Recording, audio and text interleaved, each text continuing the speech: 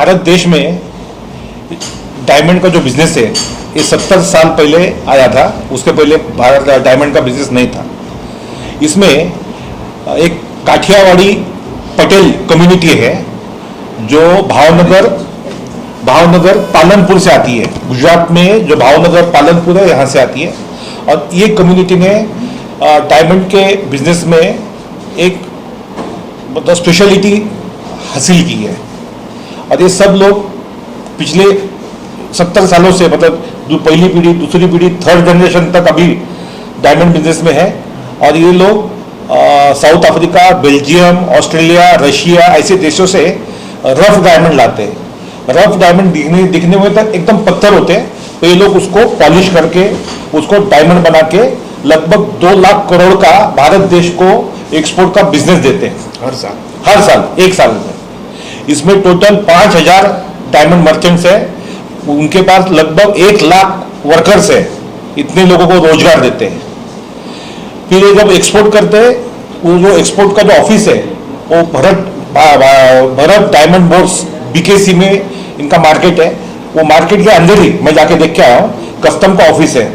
वहाँ पे कस्टम का एडिशनल कमिश्नर और डिप्टी कमिश्नर बैठता है और अप्राइजर और वैल्यूअर होता है और इनके थ्रू वो पार्सल जो है एक्सपोर्ट होता है। और जब एक्सपोर्ट के लिए भारत डायमंड के कस्टम के ऑफिस में जमा किया जाता है, वो जाता है SIIB कमिश्नर अंधेरी आवास मुंबई में। जैसा उनके पास जाता है तो उस पर जब जो एक्सपोर्ट करता है उसका नाम और मोबाइल नंबर होता है। वो जो SIIB का जो कमिश्नर है वो व्यक्ति को बुला लेता है। ये हालांकि ये जो कम्युनिटी है ये डायमंड में एकदम एक्सपर्ट है, लेकिन ये लोग पढ़े लिखे नहीं है। इनको हिंदी इंग्लिश पढ़ने लिखने आता नहीं है, कानून की जानकारी नहीं है। तो इनको ये लोग बुलाते हैं और दिखाते कानून का, ये देखो तुम्हारे ऊपर नोटिस लगेगा, फाइन लगेगा, इतना इतना पैसा दो। और ये जो अंधेरी में जो SIIB का कमिश्नर का ऑफिस है, यहाँ पे कहीं पे भी CCTV नहीं है।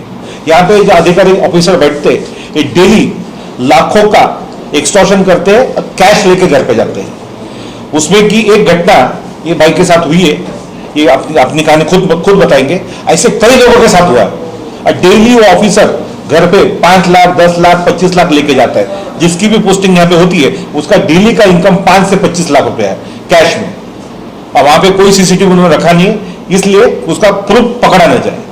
अभी ये जो पूना भाई चंपारा, इनके साथ क्या हादसा हुआ है ये बताएंगे। हाँ, क्या है कि डायमंड बिजनेस में हमेशा रोल रहता है CA से बोले जाते हैं, जो पार्सल क्लियर करवाते हैं कमिश्नर से, उसका रोल ज़्यादा रहता है। कंपनी का मालिक अंदर जाता नहीं है और कंपनी का कोई लड़का क्लियर करने के लिए जाता है पार्सल। तो माल का मालिक को भी मालूम रहता है क्या है क्या नहीं है। वो सब छोटी छोटी जो भी कोई भी खामी रहती है उसके बारे में वो ब्लैकमेल करके मालिक को बोला कि पैसा मांगते हैं कमिश्नर लोग और अप्राइजर लोग। और बाद में अगर समझो कि किसी ने नहीं दिया और कम देने के लिए बोला तो उसको समन्स निकालते हैं, उसके खिलाफ कार्यवाही करने के लिए बोलते हैं, उसको फाइन पेनल्टी मारते हैं। वो सब कार्यवाही सालों से चालू है। उसमें हमारे पास से भी एक कोई कंपनी में छोटा एक्सपोर्ट था, उसके बारे में 5 लाख मांगा था। वो बोला कि एक्सपोर्ट तो तुम्हारा कंपनी नहीं है लेकिन डायमंड तुम्हारा है। हमने बोला हमारा डायमंड तो है ही नहीं। ब्रोकरेज हमने किया था तो भी मेरे पास से 25 लाख रुपया मांगा और 25 लाख मांगने के बाद हमने बहुत 8 बार हमको बुलाया और नाइट में 2-2 बजे तक बिठाया रख जाता है। और उसका साथ में एक बार साहब भी थे, 12 बजे तक वो भी रहे थे मेरे साथ। और बाद में परेशानी करने के बाद हमने बोला ठीक है, जान छूटे 5 लाख रुपया ले लो सर, हमको परेशान मत करो क्योंकि हम भी डायबिटीज़ पेशेंट है, इतना ज़्यादा सहन नहीं कर सकते। तो वो भी सुना नहीं है और उसने बोला कि इतने से काम नहीं चलेगा, हमको 25 लाख दो, अगर आपको समन्स नहीं चाहिए, अगर आपको हेरेसमेंट नहीं चाहिए तो। फिर हमने 25 लाख तो हमारे पास था नहीं, इसी वजह से उसने हमारे ऊपर नोटिस निकाला और फाइन पेनल्टी का कई सारे इश्यू बना दिया, ऑर्डर कर दिया। वो सब घटना रोज़ बनती रहती है हर एक व्यापारी के साथ। उसमें कई व्यापारी ने पैसा दिया है, उसका नाम भी मेरे पास है, रिकॉर्डिंग भी है। और कई कौन सा ऑफिसर ने लिया उसका भी सब नाम है। और हमने जो कंप्लेंट किया है उसमें सब मिनिस्ट्री 2022 में उसमें प्रधानमंत्री निर्मला सर मैडम जी और माननीय चौधरी जी, पंकज चौधरी जी और विजिलेंस सब में हमने कंप्लेन किया है और एक एफिडेविट हमने सुप्रीम कोर्ट में भी दिया है, तो उसका अभी ऑर्डर भी हो गया है, उसके ऊपर नोटिस भी निकाला है सब ऑफिसरों के ऊपर। अभी आगे क्या होगा वो मिनिस्ट्री देखेंगे और न्याय तंत्र देखेंगे। लोगों ने इससे पहले वकील साहब जैसे हैं, हाँ। एक्टिविस्ट हैं, लोगों की आवाज़ उठाते हैं, हाँ। आप लोगों ने कहीं अपनी आवाज़ बुलंद करने की कोशिश नहीं की थी, हमने हाई कोर्ट में डाला है कंप्लेन और इधर सब मिनिस्ट्री में भी डाला है, लेकिन रिप्लाई कुछ आया नहीं है। विजिलेंस का कॉपी है, विजिलेंस में भी कंप्लेन दिया है 2022 में। हाँ, तो वहाँ से क्या जवाब आया आप लोगों को? अभी कुछ जवाब आया नहीं है, कुछ इसलिए हमने एक प्रेस कॉन्फ्रेंस बुलाना पड़ा या कोई जवाब किसी से आया नहीं है। ये मिनिस्ट्री की सब कंप्लेन हमने हमारा हाथ से दिया हुआ है। राज्य है, केंद्र शासित है ये जो अफसर है? केंद्र शासित, केंद्र सरकार के होते हैं, फाइनेंस मिनिस्ट्री के अंदर आते हैं। हमने 2 साल पहले फाइनेंस मिनिस्टर पंकज चौधरी जी को मिलकर व्यक्तिगत, मैं और पूना भाई, उनको हमने कंप्लेंट सबमिट किया था। प्राइम मिनिस्टर को भी दिया था, फाइनेंस मिनिस्टर निर्मला सीतारामन को भी दिया था 2 साल पहले। उन्होंने कार्रवाई नहीं की, इसलिए हमने बॉम्बे हाईकोर्ट में पिटीशन फाइल किया। बॉम्बे हाईकोर्ट ने 29 अगस्त को इनको नोटिस निकाला है, कस्टम ऑफिसर को, फाइनेंस मिनिस्टर को, यूनियन गवर्नमेंट को, सेंट्रल गवर्नमेंट को। बॉम्बे हाईकोर्ट के माननीय जज रेवती मोहिते ढेरे और पृथ्वीराज के चौहान साहब ने इन्होंने 29 अगस्त 2024 को ये ऑर्डर निकाला है और इनको नोटिस निकाली है। इसलिए आज ये प्रेस कॉन्फ्रेंस है। ये उगाहीबाजी जो चल रही है लोगों से, हीरा व्यापारियों से, अभी भी लगातार जारी है। अच्छा, जारी है। और 2 नंबर में जो माल निकालने में ये लोग की हेल्प करते हैं, अगर पैसा देंगे तो। क्या कारण बताते वो हैं? कभी ऐसा बोलते हैं कि भाई तुम्हारा आईसी होल्डर नहीं है और माल तुम्हारा है, कभी ऐसा बहाना देते हैं कि तुम्हारा माल में ओवर वैल्यू है, कभी ऐसा बोलते हैं कि तुम्हारा माल में मिसडिक्लेयर होता है कि आपकी डॉक्यूमेंट्स की कमी नहीं होता, क्योंकि ऐसा रहता है कि अप्राइजिंग होता है बीडीबी में, मतलब डायमंड मार्केट में, और जो पार्सल लॉक किया जाता है एयरपोर्ट पे, अगर अप्राइजिंग बराबर नहीं है, समझो माल बराबर नहीं है, तो अप्राइजिंग कैसे होगा? नहीं होता है ना। लेकिन क्या पैसा खाने के लिए सब मतलब सालबाजी करते रहते हैं। हाँ। तो ये सिर्फ आपके साथ में हो रहा है या और भी हैं? बहुत सारे व्यापारी हैं जिसका मेरे पास लिस्ट है पूरा, सबके पास से पैसा लिया है। टोटल 5000 व्यापारी है, उनके साथ लगातार होता है।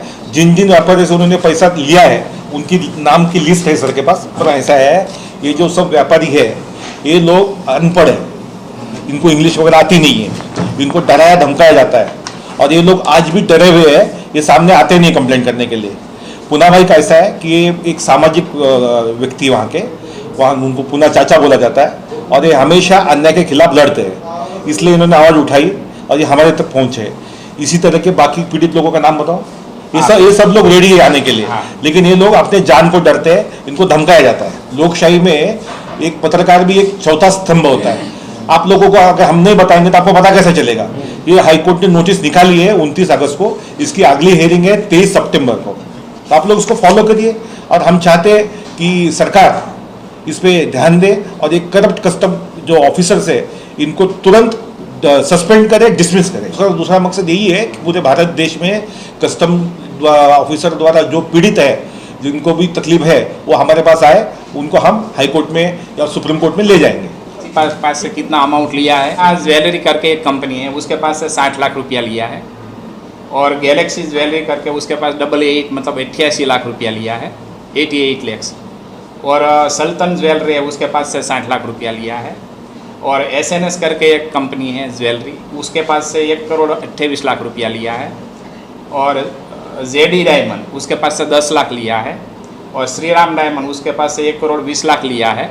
और मैं पूना भाई मेरे पास से 5 लाख रुपया लिया है। टाइम का जो ऑफिसर रहता है कमिश्नर साहब, उसका नाम है वैभव पगार है।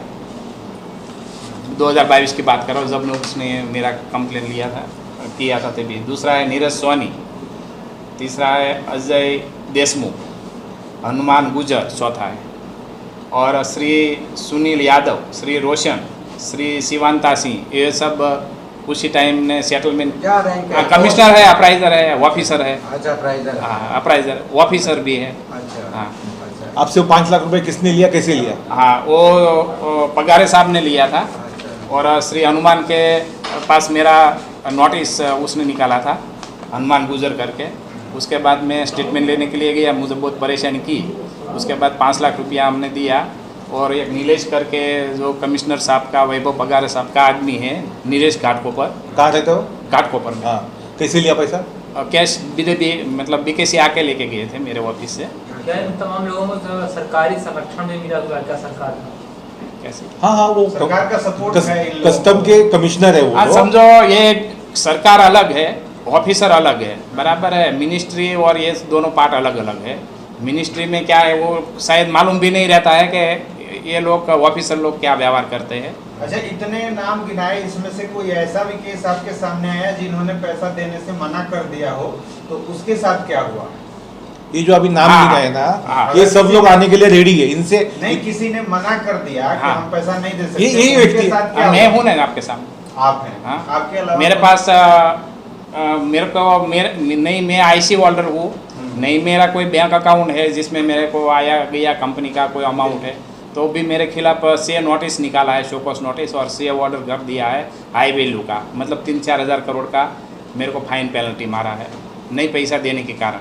जो जिसने नहीं पैसा देता दिया है उसका उसका फाइन फाइन पेनल्टी नहीं मारा है। अच्छा। हाँ, अच्छा सर, इससे इसका वो पहले सत्ता में और भी सरकारें रही, उस सरकार में अच्छा था आप लोगों के साथ व्यवहार, या आप जो सत्ता चल रही है 10-11 साल नहीं, ये सरकारों से कोई मतलब नहीं इसमें। सरकार से मतलब हमको नहीं है, कोई सरकार political power को नहीं। मालूम भी नहीं रहता, सरकार को ये- अभी मालूम पड़ेगा। ये बात सिर्फ व्यापारी और अधिकारियों के बीच में की है, इसमें कोई पॉलिटिकल पार्टी, कोई सरकार, किससे कोई मतलब नहीं है। मतलब नहीं।